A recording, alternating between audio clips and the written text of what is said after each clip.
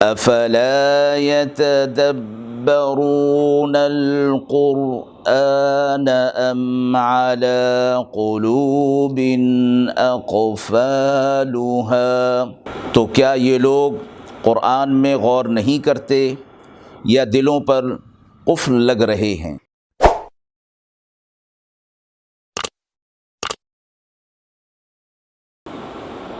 بسم اللہ الرحمن الرحیم۔ السلام علیکم ورحمۃ اللہ وبرکاتہ۔ ناظرین کرام، درس قرآن مجید کے اس پروگرام میں آج ہم سورۃ النساء کی آیت نمبر 43 کا ترجمہ اور تفسیر پیش کر رہے ہیں۔ اعوذ باللہ من الشیطان الرجیم، بسم اللہ الرحمن الرحیم۔ یا ایہا الذین آمنوا لا تقربوا الصلاة وانتم سکارى حتى تعلموا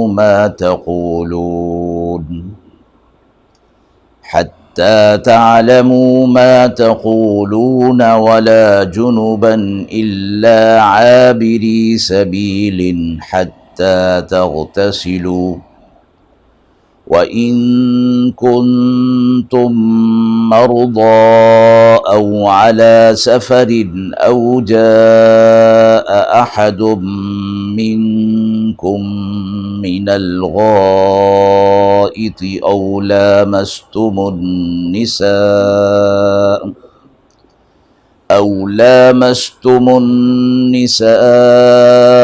فلم تجدوا ماء فتيمموا صعيدا طيبا فامسحوا بوجوهكم وأيديكم ان اللہ کان عفوا غفورا۔ آیت مبارکہ کا ترجمہ ملاحظہ فرمائیں۔ اے ایمان والو،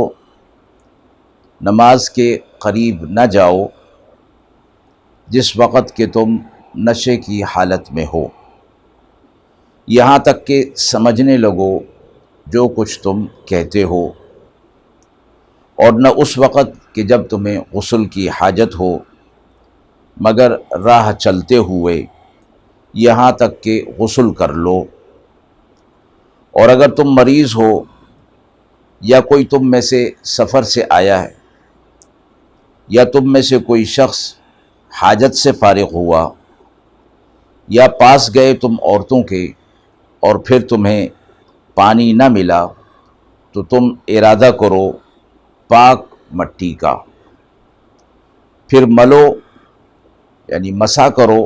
اپنے منہ کا اور ہاتھوں کا،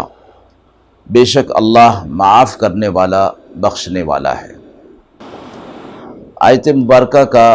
خطاب اہل ایمان کے ساتھ یا ایھا الذین آمنوا کے لفظ کے ساتھ ہو رہا ہے، اور آیت کے شان نزول میں یہ فرمایا گیا، ترمذی شریف کی روایت میں ہے کہ حضرت علی رضی اللہ تعالی عنہ کا یہ واقعہ مذکور ہے کہ شراب کی حرمت کا حکم ابھی نازل نہیں ہوا تھا کہ حضرت عبد الرحمن بن عوف رضی اللہ تعالی عنہ نے اصحاب اکرام رضوان اللہ تعالی علیہم اجمعین کی دعوت اپنے گھر میں کی، اور جس طرح کے اس وقت رواج تھا شراب بھی پی جاتی تھی، تو اس کا بھی دور چلا۔ اتنے میں مغرب کا وقت ہو گیا تو حضرت علی رضی اللہ تعالی عنہ کو امامت کے لیے آگے کر دیا گیا، تو انہوں نے سورۃ الکافرون یعنی قل یا ایھا الکافرون کی تلاوت فرمائی، تو اس میں آیات میں بہت بڑی غلطی کر دی، جس سے معنی کچھ کا کچھ ہو گیا۔ اس پر یہ آیت مبارکہ نازل ہوئی جس میں یہ فرمایا گیا کہ حالت نشہ میں نماز کے قریب نہ جاؤ، یعنی نماز نہیں پڑھی جا سکتی جب کہ نشے کی حالت میں ہو۔ شریعت اسلامی کو یہ ایک خاص امتیاز حاصل ہے کہ اس کے جتنے بھی احکامات ہیں وہ سارے کے سارے آسان بنائے گئے ہیں۔ اسی سلسلے میں یہ شراب کی حرمت کا بھی حکم ہے کہ ابتدا میں حکم حرمت کا نازل نہیں ہوا، بعد میں جب آیا تو تدریجاً آیا، ایک دم اس کو حرام نہیں قرار دیا گیا، بلکہ ابتدائی طور پر اس میں یہ تنبیہ کی گئی کہ نماز کی حالت میں نشے میں نہیں ہونا چاہیے،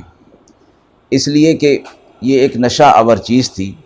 اور نشے والی چیز انسان کے جسم پر قبضہ کر لیتی ہے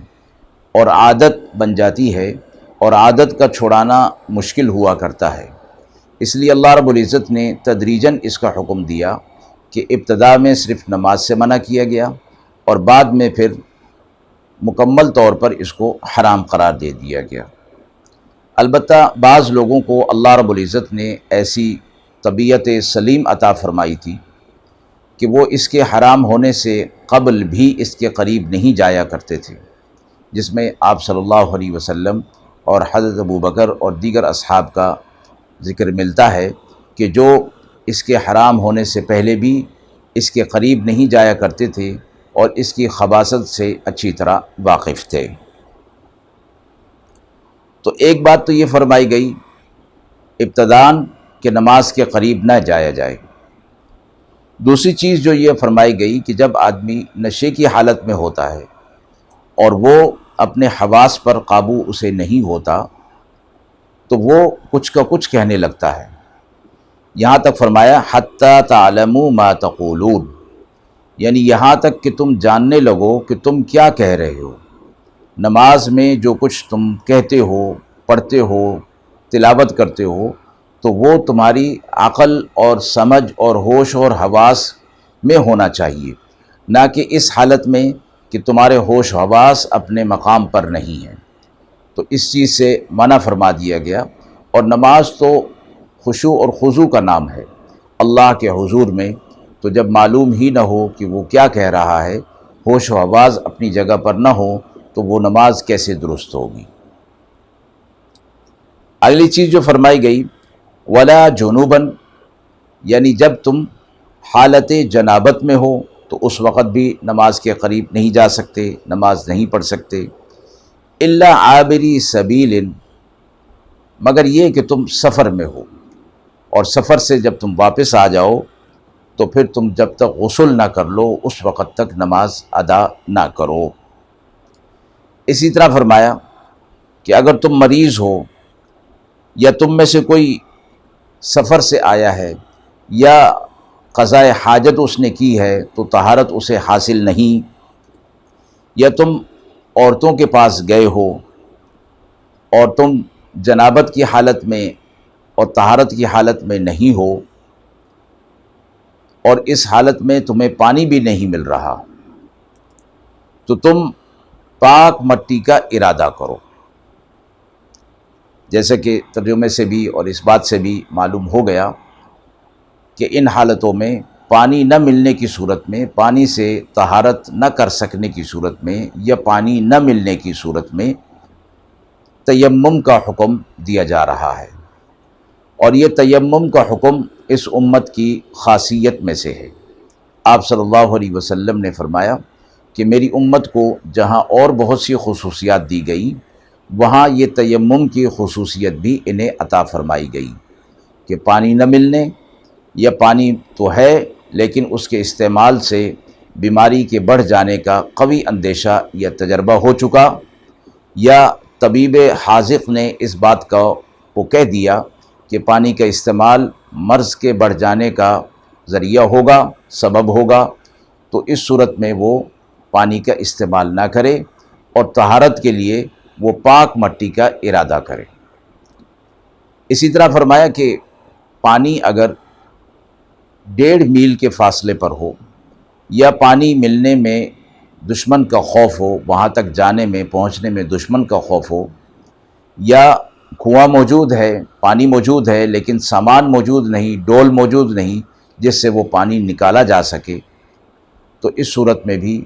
پانی کے استعمال کی قدرت نہیں، پانی کے حصول کی قدرت نہیں، اس وجہ سے تیمم کیا جا سکتا ہے۔ اور فرمایا پاک مٹی سے کا ارادہ کرو، یعنی مسح کرو۔ اب مٹی کی جنس سے جو بھی چیز ہوگی اس سے تیمم کیا جا سکتا ہے۔ اور فرمایا کہ پھر تیمم کے لیے دو چیزیں شرط ہیں، ایک اپنے چہرے کا مسح کرنا اور ایک ہاتھ کا مسح کرنا، اور ارادہ کرنا وضو کا یا غسل کا۔ اس سے تیمم ہو جاتا ہے، یعنی تیمم سے طہارت حاصل ہو جاتی ہے۔ اور آگے فرمایا ان اللہ کان عفوا غفورا، اللہ معاف کرنے والا بخشنے والا ہے، اسی لیے اس نے تمہیں اتنے آسان اور سہل احکامات دیے تاکہ تم اس کی صفت عفو اور غفور سے فائدہ اٹھاتے ہوئے آسان احکامات پر دل جوئی کے ساتھ اور دل کی خوشی کے ساتھ تم عمل کرو، تو اللہ کے طرف سے آخرت میں تم اجر کے مستحق بن جاؤ۔ وآخر دعوانا ان الحمد للہ رب العالمین۔